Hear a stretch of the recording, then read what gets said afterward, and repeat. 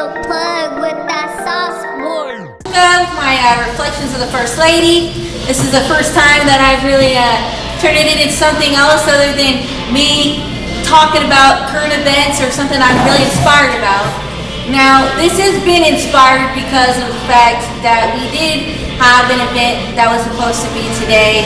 Shout out to the homeboy Antidote. Happy birthday. Too bad we couldn't really do your birthday bash the way we wanted to, but you know, we'll have our time. The homies decided to come down anyway, so we got Opina over here. Opina building. Recent right there, and then I'm gonna ask them some interesting questions, some probably things that you definitely want to know about. They got some awesome new music out on YouTube. Go ahead, look them up ASAP. My first question is, okay, and we all over the phone, you know, we touched base about a little bit, but you said you started rapping at what age? I started rapping at the age of 32 and a half. Yeah, kind of late, you know, but I felt like the situations that I was in, I felt it caving in, you know, I was doing real bad, so I decided to start rapping at that age, and I felt like better late than never, so I just started rapping, man. Well, definitely, so that goes to show that you can live your dreams no matter how old you are. Don't hold yourself back. The only person in your way is you. So, and with you, homeboy, I haven't really heard too much about your backstory, so when did you really start getting into rapping? I've always been into music from like being around my dad. Like he always like freestyle and like with his homies. So like growing him like from hearing him like spit so much and freestyle, like it had started like, and it turned to that, and then it turned into recording. Awesome. And then where are you from originally? I'm from Imperial Valley, and I moved to Riverside when I was about 14. So my dad went to prison, so he moved with his brother there. So ever since then, I just kind of been in Riverside doing my thing back and forth. I go back to my hometown, and then I come back to Riverside, go back to my hometown. And now that I'm doing music, man, I met a lot of people in the industry from everywhere, from LA, from, you know, Oxnard, Ventura, San Diego. So like I've learned, like, man, it don't even matter where you're from, it's just where you end up and where you're at. You know, where you wind up is where you wind up. This is my little homie right here. And I got a record label called The Lifers. It's a brand that I'm trying to push out. So basically, Lifer stands for live, inspire, freedom, equality, respect, and staying solid. So Lifer is actually a word, and then there's an acronym behind it. And the acronym is live, inspire, freedom, equality, and respect. So I want to get young homies, like he's young. And like, I'm not a hater, so I want to get young homies and I want to bring them up and try to like coach them and teach them the game, so that way he can skip like steps that I had to go through, the bad steps. And even though I've been through 6 years, only 6 years of doing music, I feel like I accomplished a lot in such a short period of time. So I feel like him being 25, I feel like I could help him accomplish what I did before he reaches close to 40. He could do it before 32. Yeah. You know, so I want him to do that. So I'm like teaching him I'm teaching him basically like the game and what's required of it and all the steps to do it. So he's like right now, he's like hanging out. I'm trying to show him the ropes and stuff, and he's got tremendous talent, and you know, and he's got a lot of work, but we're gonna make it happen. He's gonna shine. Have you noticed that you really had to step up your work ethic, or were you already just... From being in the studio with him, I had to do all kinds of like, you know, how to do like on beat and like, you know, just, that's what I'm learning with him, just yeah. You realized that there was a lot more to things, right? Oh yeah, especially, yeah. Oh, most definitely. I remember being 16 years old, making our own studio in the basement, thinking that all you had to do was press the record button. Yeah. You know, and then we found out, way more you know, that we had to have a certain quality of a microphone, and that the equipment that we're using had to be at a certain quality, and that we had to start doing things in layers, and we had to learn how to edit better, and all kinds of stuff. And that was all the stuff that we learned. Like, you're just so lucky and blessed, really, to have a big homie, man, because we didn't have that here. You know, we really taught ourselves. We're self-taught. Luckily, I'm like trained, like I scribe music and I play instruments, and me and my brother do. So it was really, it was kind of, we were able to teach the homies that were on the label when we started out how to do, like you said, to come in on time and how to keep your counts and everything, so that you could get your flow down. Now on this trip, on the way up here, you guys went all over the place. So how did that start out this morning? Because I seen on Instagram, Well, it's like early morning yeah, for y'all. so, like the flights, I don't know because of quarantine, so the flights, they don't have a straight shot to Kansas or Wichita. So the fastest one was to St. Louis, then back to Wichita. So that was like a total 5 hours, not long. There was other ones, but they were like 24 hours. So you had to like go to like St. Louis or freaking Chicago or somewhere else and stay for 18 hours, then come here. And I was like, nah, I'm gonna just do. They were cheaper, but I couldn't do that, so I just did the fastest one they had, and that was it. To go to St. Louis, yeah, I like St. Louis. It's cool. I've been there when I was a kid, so it's been a while. Landed there, it was a good view from up top. But back to the music thing, what you were saying, like music is you gotta stay consistent to make it. You gotta drop material, songs, and it's almost like selling dope. You know, it's like, okay, you have a dope set, you got a CD, right? You have to put out product that people like, right? So I come from that, you know. Originally, that's all I did. That's what I was locked up for. It was for sales. I did my time. So what I'm saying is, if you can master that form of art, it's like a grind, you know. And for me, it's like, okay, my CD has to be as good as the dope I used to sell.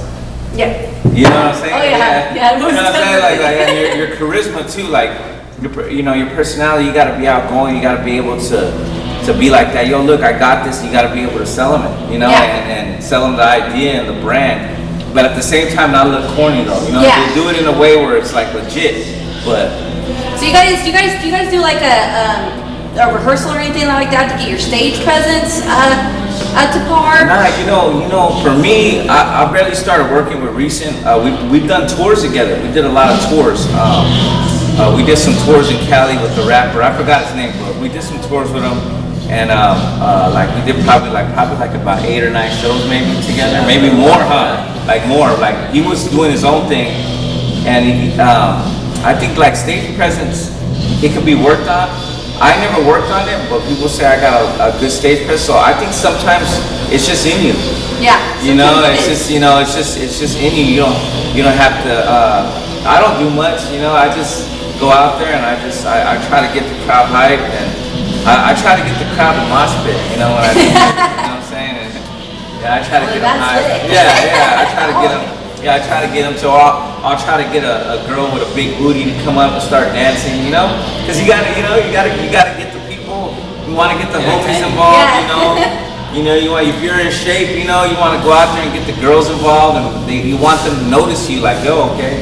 And that's the way I do it. I try to, you know, excite the crowd like that, but you know, there's a lot of aspects to music, you know. So it's a whole stage present. Like I said, you gotta have material to slang to the people, and it's gotta be good. And then most definitely, like the main thing, if I would say anything, it's giving back to the community. Oh yeah. Yeah, that's probably like, to me, that's the number one thing in music. That's my opinion. I could be wrong, but I love to give back to the community. So. Oh yeah. I love to give back to the community. With the perfect story, that music video is just growing. Wait till the Every next time I one. look at it, it's getting very close to 2,000 views, and you haven't even, like I said before, to people that I ran into on the street, you haven't even paid like you know, different streaming sites like Latin News TV or anything like that to run it. That's all been done just off of self promotion. Had a little help. And some homies like me and a few, you know, diehard people sharing it and everything to our stories, and then sharing it to our pages and stuff. Man, that music video, did you help put together that storyboard and that whole deal? Because I mean, that was really creative, man. For real. Yeah, me and Turtle's the one who shot it. We both had our hand in directing it.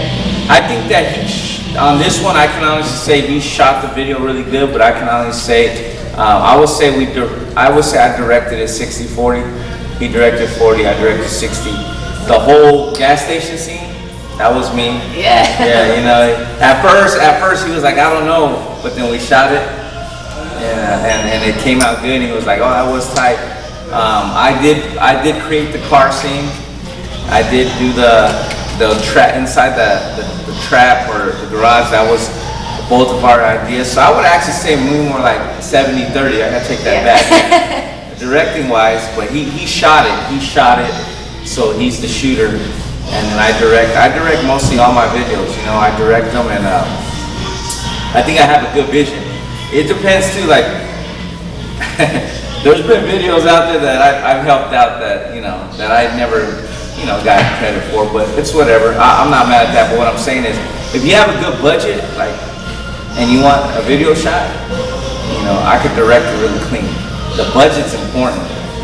You know, what you can put into your videos is what you need. And I always tell people, look, Pachuca, look, if you're gonna do a video, just do it right the first time.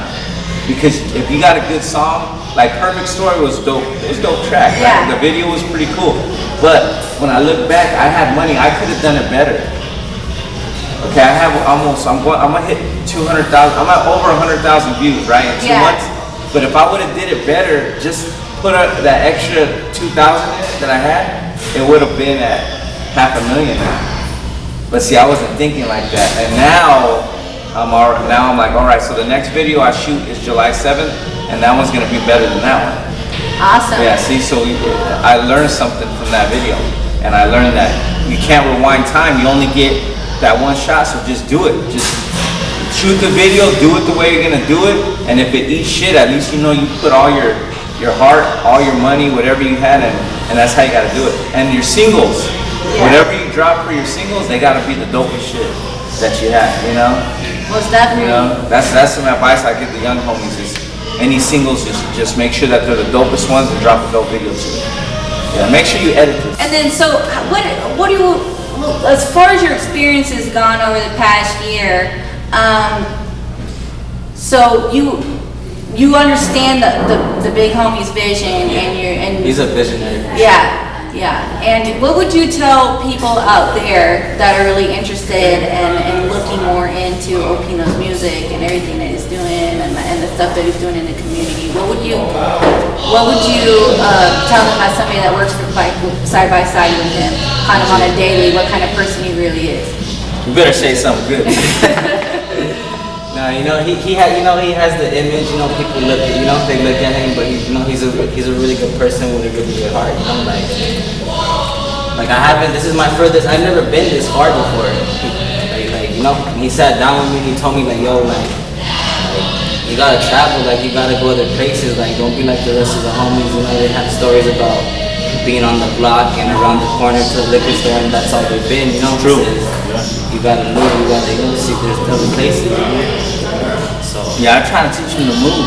You know, if you don't move, it's like anything, right? If you lay in bed, your blood stops. Yeah. Our heart gets weak, your liver, your stomach, because you're no longer moving, right? So it's the same thing with music. If you don't move and venture, it gets harder and harder. You start kind of getting more localized. Now, don't get me wrong, you can make your money local, for sure. So it just depends on what you're trying to do. And he's always telling me he wants to expand. I go, the only way to expand is to expand.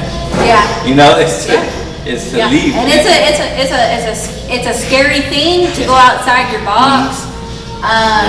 Most definitely. Hard. Especially with like our communities are kind of sometimes closed-minded. You know what I mean? And then like I've seen you doing a lot of stuff that you're not really holding yourself in a cultural box.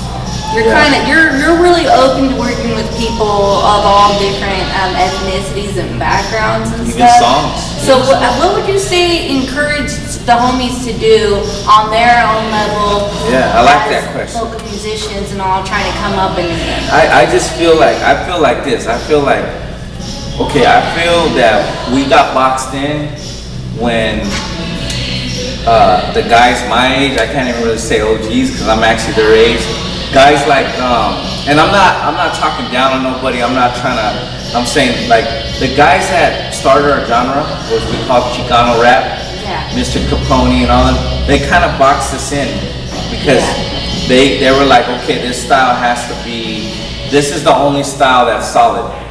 You know, was tattoos and a bald head. Right? That's the only style that's solid.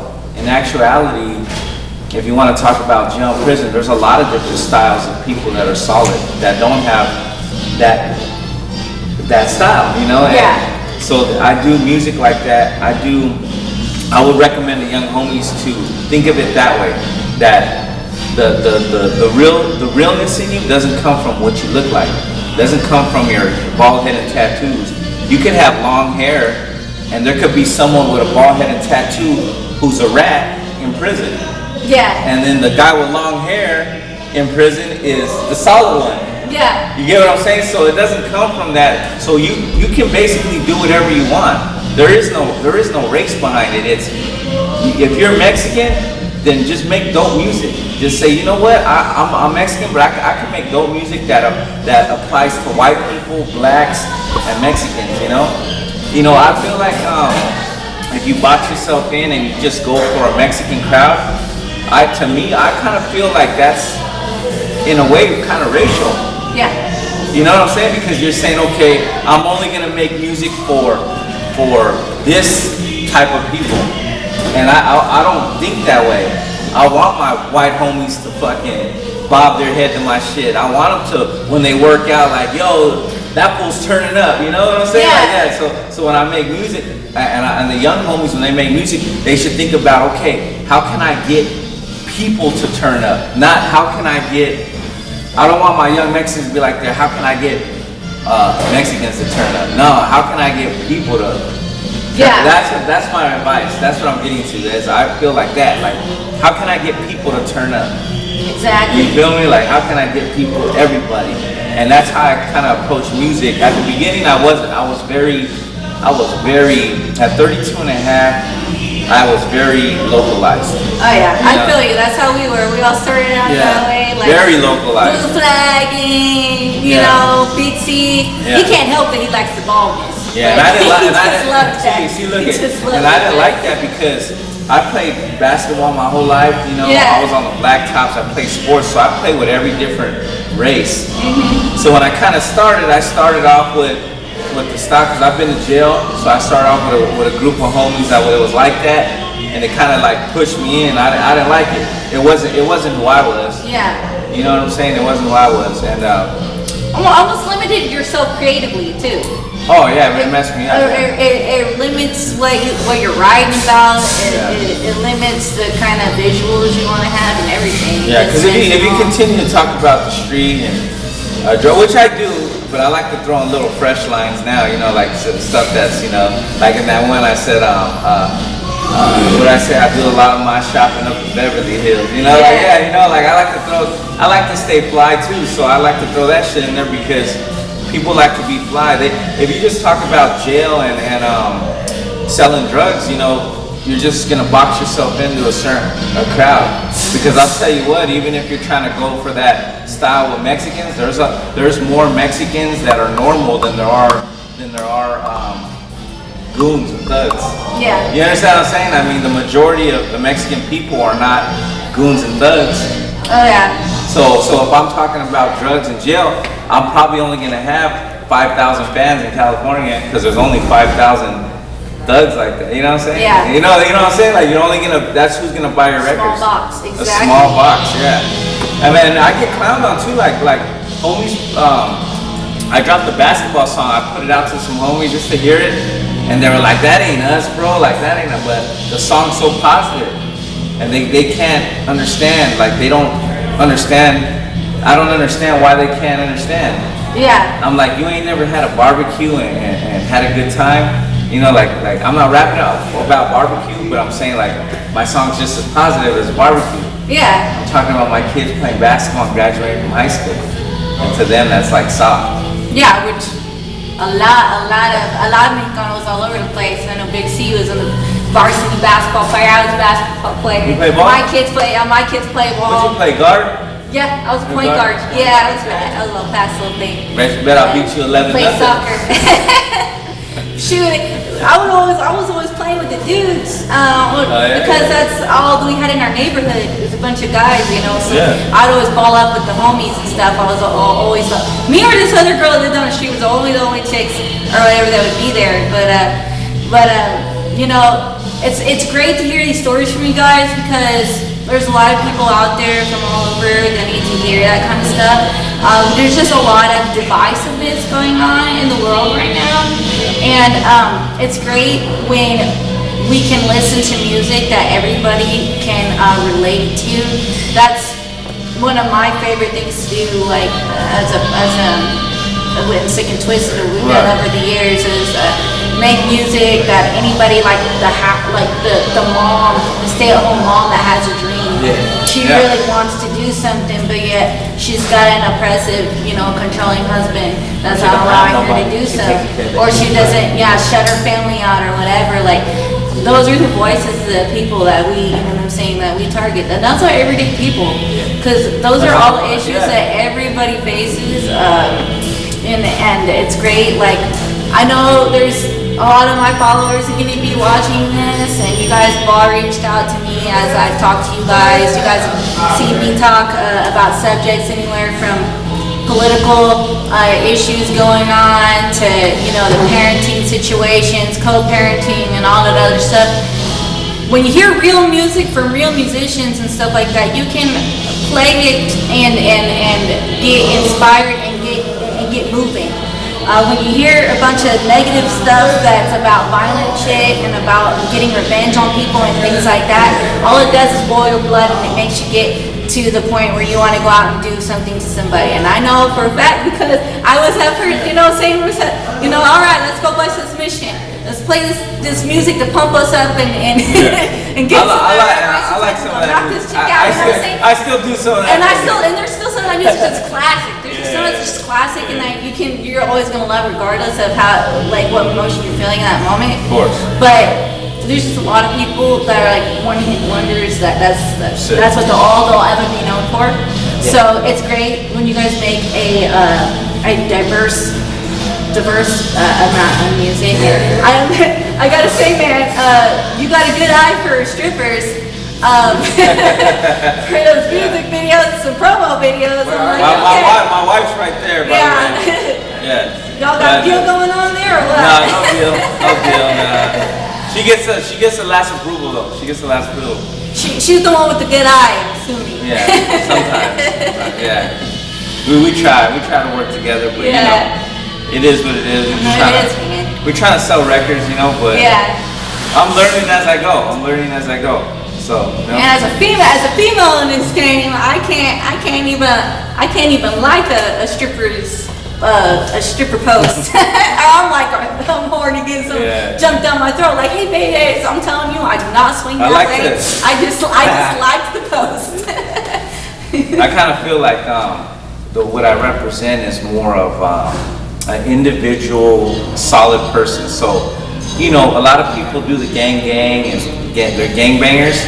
So I think the reason why a lot of people fuck with me, like they follow me and they watch me on my stories, is because my movement is genuine. It's like there's a difference between a gangster and a gangbanger. Okay, a gangbanger goes with 5 or 6 people and needs that help. A gangster has no color.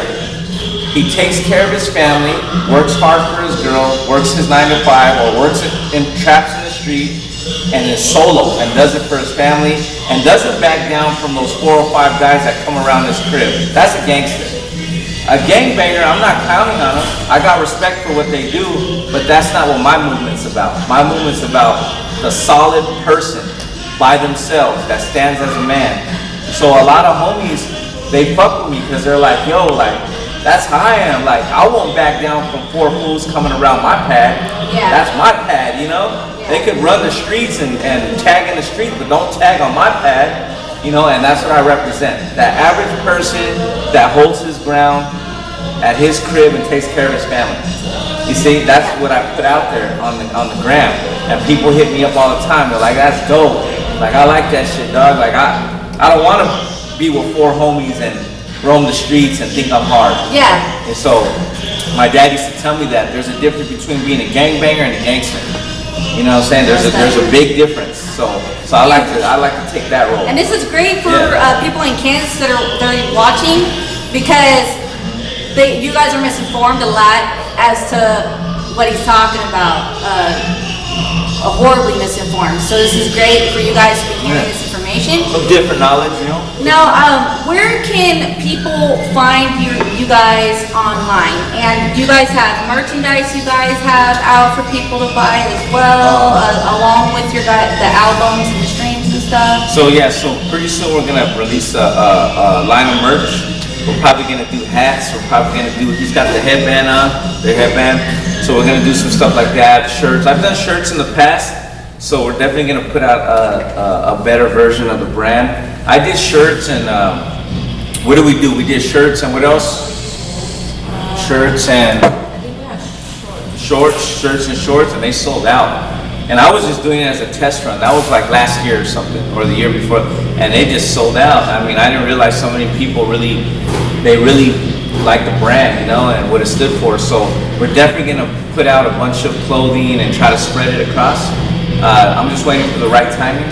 Oh yeah. Yeah, the right time, and I think my views are going up on my videos. So I think pretty soon we're gonna start releasing the clothing line. I'm gonna definitely release a jumpsuit, like a hoodie with the sweatsuit. It's gonna say like, yeah, Lifers up top, and then probably Lifers on one sleeve, and then maybe a logo. You know, I just got so many different ideas for the logo, so I don't want to spoil it. But I like Dennis the Menace. I think that's a dope logo. I think that's tight, like a Dennis the Menace. Like, you know, like a little, but keep him the way he looks. But just like real thugged out with his suspenders on, and like just something different. Yeah. You know, like we want to do some different shit. So yeah, that's what we're trying to do. We're trying to push it out like that. The Lifer brand, Lifers. Lifers, all right. And then of course you can find Opina on Facebook. Opina Music on Instagram. It's Opina Music _ on Instagram. Also Facebook is Opina Oscar, and on YouTube Opina Music. If you wanna go look at my shit. Opina everything. And trust me, you don't want to miss these new music videos that you just put out. And of course, the one that he's about to drop is going to be dope as heck. Shout out to the homie Trippy G. Oh yeah, shout out Trippy. What up, Trippy? You know, we can't wait to be able to work with you here in Kansas again. Hopefully we'll be able to have the homies out in September for Hispanic Heritage Month. And of course, hopefully praying that everything that's going on with COVID starts, you know what I'm saying, coming to a norm, because it's not going away. So, you can find me, Pachuca, Pachuca785 on Instagram. You can find Alicia Pachuca Garcia on Facebook. You can also find Sick and Twisted. All you gotta do is put Sick and Twisted on YouTube, and it will come up with our newest song, So Gangsta, with IT and Dope Star, Hypnotic, and of course, the homie Big C. We have the music video. We're shooting next month in July in California for that. We also are going to be putting in some work tonight after we leave here. We got a feature coming. It's going to be so dope. Be looking out for that, and we'll be working on that video as well. So much love, and may God bless everybody out there. If you need anything, all you got to do is DM Pachuca. Yes.